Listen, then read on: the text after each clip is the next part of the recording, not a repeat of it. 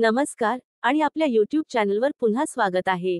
आज आपण नंदीच्या प्रत्येक वैशिष्ट्याच्या आधारावर मानवासाठी रहस्यमय संदेश कसे दडलेले आहेत हे जाणून घेणार आहोत। भगवान शंकराचे वाहन नंदीशी संबंधित अनेक रहस्य आहेत आणि त्यांची आध्यात्मिक कारणे आहेत।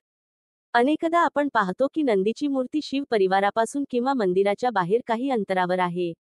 याचे कारण काय? किंबहुना जसे भगवान शंकराचे दर्शन व पूजा करण्याचे महत्त्व आहे, तसेच नंदीच्या दर्शनाचे पुण्य आहे।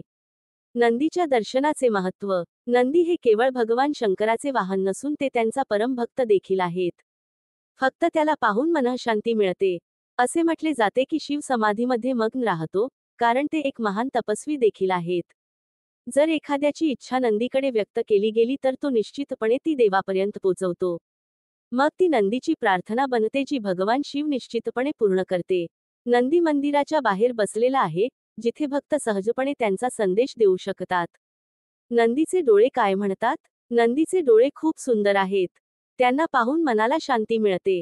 नंदीचे डोळे हे आपल्या प्रेयसीचे नेहमी स्मरण करण्याचे प्रतीक आहे, कारण डोळ्यांतूनच त्याची प्रतिमा मनात वास करते आणि येथूनच भक्तीची सुरुवात होते।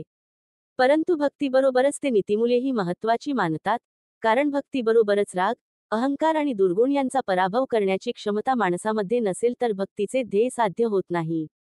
या गोष्टी आपण नंदीच्या नजरेतून शिकू शकतो। नंदीची शिंगे। नंदीला 2 शिंगे आहेत जी डोळ्यांसारखी सुंदर आहेत। ते खूप मोठे किंवा खूप लहान नाहीत।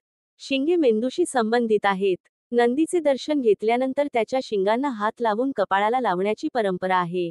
असे म्हणतात की यामुळे माणसाला शहाणपण येते आणि त्याचा विवेक जागृत होतो। माणूस दीर्घकाळ जगतो आणि शुभ आणि अशुभ कर्मांमध्ये भेदभाव करण्याची आणि चांगले संकल्प करण्याची भावना विकसित करतो। शिंगांचे महत्त्व आणखी काय? नंदीची शिंगे आणखी 2 गोष्टींचे प्रतीक आहेत। जीवनात ज्ञान आणि शहाणपण अंगीकारण्याचा संदेश ते देतात। जीवनात भक्ती महत्त्वाची आहे, पण भक्तीसोबत विवेकही हवा। केवळ विवेक भक्तीद्वारे माणसाला भगवंतापर्यंत घेऊन जातो। अज्ञानी माणूस अनेक प्रकारच्या संकटांना आमंत्रण देतो। त्यामुळे भक्तीबरोबरच विवेकही असला पाहिजे। आणि या सर्व गोष्टींचे ज्ञान म्हणजे ज्ञान होय। नंदीचे आणखी एक रहस्य। मंदिराच्या बाहेर किंवा शिव परिवारापासून काही अंतरावर नंदी बसतो। पण याचा अर्थ असा नाही की ते त्यांच्या देवापासून दूर आहेत। काही अंतरावर असूनही तो त्यांच्या अगदी जवळ आहे। त्यांची नजर सदैव शिवाकडे असते। तो क्षणभरही त्याची नजर शिवापासून अलग करत नाही। याचा अर्थ असा की जर तुम्ही देवावर प्रेम करत असाल तर त्याला क्षणभरही विसरू नका।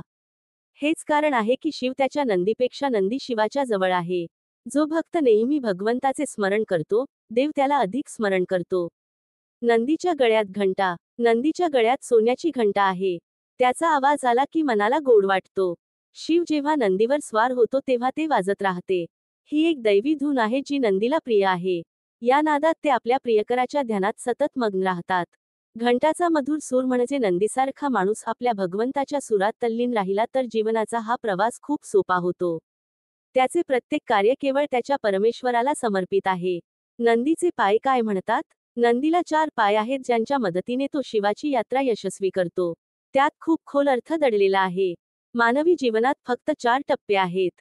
याचा अर्थ असा की जर एखाद्या व्यक्तीने आपले कार्य ईश्वराचे कार्य मानले तर त्याचा प्रत्येक क्षण ईश्वराला समर्पित आहे। त्याच्या जीवनाचे 4ही टप्पे यशस्वीपणे पूर्ण होतात आणि त्यानंतर तो भगवंताची प्राप्ती करतो। नंदी कशाचे प्रतीक आहे? नंदी हे शुद्धता, विवेक, बुद्धिमत्ता आणि ज्ञानाचे प्रतीक आहे।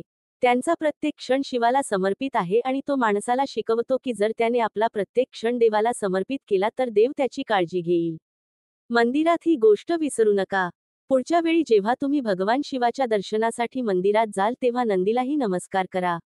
त्यांच्या शिंगांना स्पर्श करा आणि त्यांना आपल्या डोक्यावर ठेवा।